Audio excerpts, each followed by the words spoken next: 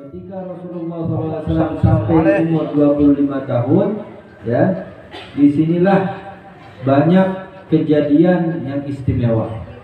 Di antaranya yang terjadi pada Nabi kita Muhammad SAW di umur 25 tahun, kharaja sallallahu alaihi wasallam ma'a Maisarah gulam Khadijah fi tijaratin laha bi ujratin farabiha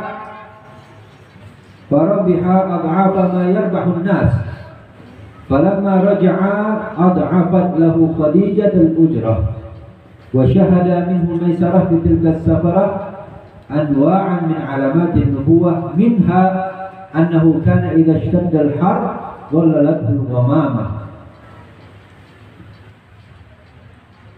tasiru bisayrihi wa taqifu fi wuqufihi. Hadirin dan hadirat yang dirahmati Allah Subhanahu wa taala, ketika Nabi Muhammad umur 25 tahun, tatkala Sayyidah Khadijah radhiyallahu anha, ya, yang jadi istrinya Nabi kita Muhammad SAW. Jadi ini cerita sebelum Sayyidah Khadijah, Rasulullah SAW menikah dengan Sayyidah Khadijah. Pada umur tersebut Rasulullah SAW ini sudah mulai terkenal di kota Makkah, terkenal dengan keikhlasannya, terkenal dengan keamanatannya, terkenal dengan baik hatinya, terkenal dengan hobi membantu orang. Walaupun Rasulullah SAW nggak punya banyak harta, ya, tapi semampunya beliau gunakan, semampunya beliau manfaatkan. Ini Nabi kita Muhammad SAW. Di waktu itu Sayyidah Khadijah radhiyallahu anha, ya, beliau sudah menjanda 2 kali. Maka ketika menikah sama Rasulullah SAW itu mendapatkan suami yang ketiga, ya, Rasulullah SAW suami yang ketiga daripada Sayyidah Khadijah. Tapi Sayyidah Khadijah ini, ya, manusia yang istimewa, saudagar besar, orang kaya, punya bisnis besar, ya, di zaman dahulu dengan caranya mereka berbisnis, ya, perdagangan, memimpin perdagangan, ya, memimpin, ya, orang kaya dia yang memimpin perdagangan tersebut, mempunyai banyak toko Sayyidah Khadijah, dan kaya raya, ya, masih cantik, cakep, istimewa Sayyidah Khadijah, ya. Jadi di umur yang agak tua, jadi ketika Nabi SAW menikah Sayyidah Khadijah umurnya 40 tahun. Di umur Nabi 25 tahun, Sayyidah Khadijah umurnya 40 tahun, lebih tua jauh sama Nabi. Tapi fisiknya Sayyidah Khadijah, Masya Allah, indah, cakep, ya, dan juga hartanya banyak. Sayyidah Khadijah sudah menjanda 2 kali, tapi masih banyak yang ngincer, ya. Orang kota Mekah, ya, orang Quraisy itu semua, ya, masih banyak yang kepengen gimana caranya bisa dapetin Khadijah ini di masa itu. Tapi Sayyidah Khadijah orang yang istimewa, ya, orang yang hebat, ya, punya pikiran yang hebat, dan beliau ini selalu, ya, memandang tentang kabarnya Muhammad SAW. Jadi di ini terus, diperhatikan terus, ya, Muhammad ini siapa, ini kok bisa perilakunya beda dari yang lain. Sekota Makkah nggak ada yang punya perilaku seperti itu, ya. Dan juga Sayyidah Khadijah punya sepupu, dan sepupunya itu udah sepuh, udah tua, yang namanya Waraqah bin Naufal. Waraqah bin Naufal, ya, bisa dibilang pendeta atau ulama, ya, pada waktu itu. Artinya apa? Di masanya kota Mekah tersebut, orang Quraisy Mekah dahulu, mereka nyembahnya berhala. Tuhannya mereka patung-patung yang dianggap Tuhan, ya. Tuhan mereka patung-patung yang gak jelas dianggap Tuhan. Tapi Waraqah bin Naufal nggak ikut-ikutan di situ. Dia nggak ikut-ikutan nyembah patung. Dia menguasai kitab Taurat, menguasai kitab Injil, ya, banyak tahu tentang kitab-kitab tersebut, ya, jadi dia benar-benar tahu, ya, apa isi hati dalam kitab-kitab tersebut, ya, apa isi di kitab tersebut. Dan mengetahui semua kitab-kitab terdahulu dari Taurat, Zabur, Injil. Mereka pasti menyifati tentang sifatnya Nabi akhir zaman. Disifatin semuanya. Dan Sayyidah Khadijah selalu bertanya sama pamannya, sepupunya ini yang ahli dalam kitab tersebut. Ditanya, memang udah mulai ada ciri-ciri tanda kenabian pada Muhammad bin Abdullah ini. Ya. Diperhatikan terus.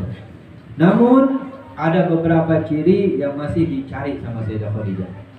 Ya, yang masih dicari sama Sayyidah Khadijah. Diperhatikan. Akhirnya diantaranya Sayyidah Khadijah sengaja mengutus budaknya yang bernama Maisarah.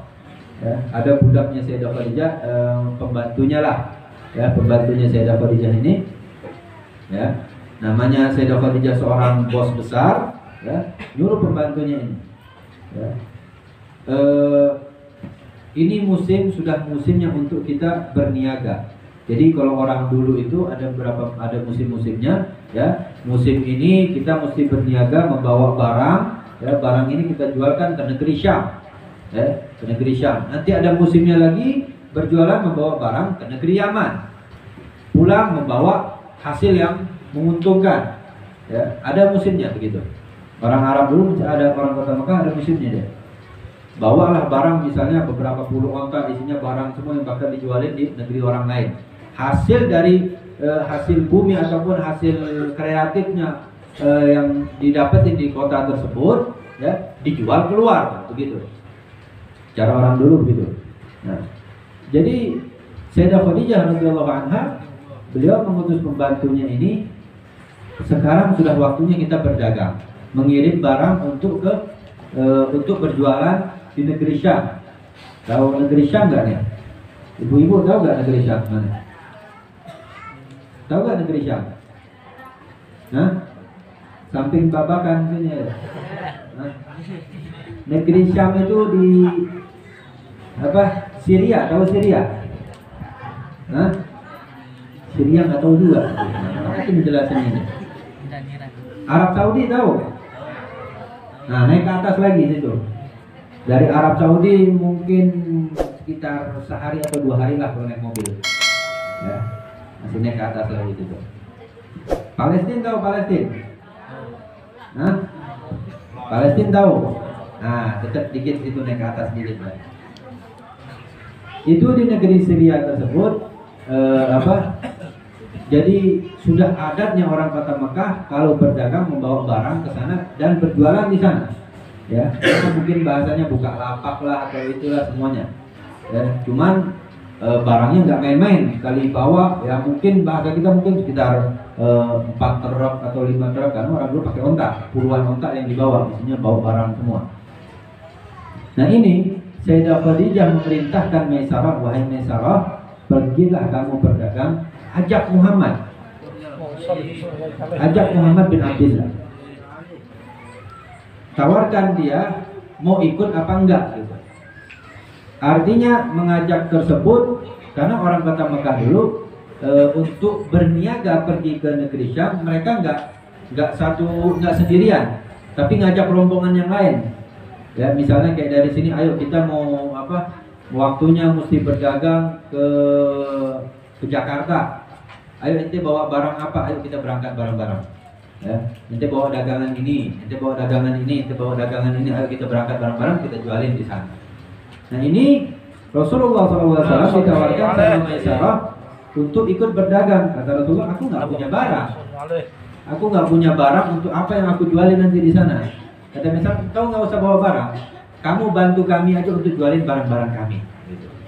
Ya, akhirnya jadinya tuh Rasulullah diajak untuk bantu jualin di barang, diajak. Ya kata Rasulullah SAW, baiklah. Ya, diterima sama Rasulullah SAW tawarannya. Artinya apa? Nanti digaji. Setelah mendapat keuntungan yang besar. Ya, dari keuntungan tersebut, ketika pulang ke kotanya, ya mendapat gajian dari hasil penjualan tersebut. Nah inilah. Seberangkat itu, sebelum berangkat, Maisarah dipesanin sama Sayyidah Khadijah. Maisarah, ya, tolong kamu perhatikan. ketika kamu berjalan sama Rasulullah, ketika kamu berjalan sama Muhammad bin Abdullah, ya, kamu perhatikan gerak-geriknya, apa yang terjadi, keadaan semuanya tentang beliau ini, kabarkan kepada aku. Jadi intinya Sayyidah Khadijah itu mutus Maisarah biar Muhammad bin Abdullah ikut kerja, bukan artinya nyari pegawai lagi, bukan artinya nyari pegawai yang bisa ikut bantuin jualan dan digaji, enggak. Intinya cuma pengen tahu apa yang terjadi pada Muhammad bin Abdullah ini, pengen tahu di situ aja. Ya. Sayyidah Khadijah memperhatikan sampai sedemikian rupa. Diajaklah Nabi Muhammad SAW. Ya. Maisarah pun selalu memperhatikan apa yang terjadi pada Nabi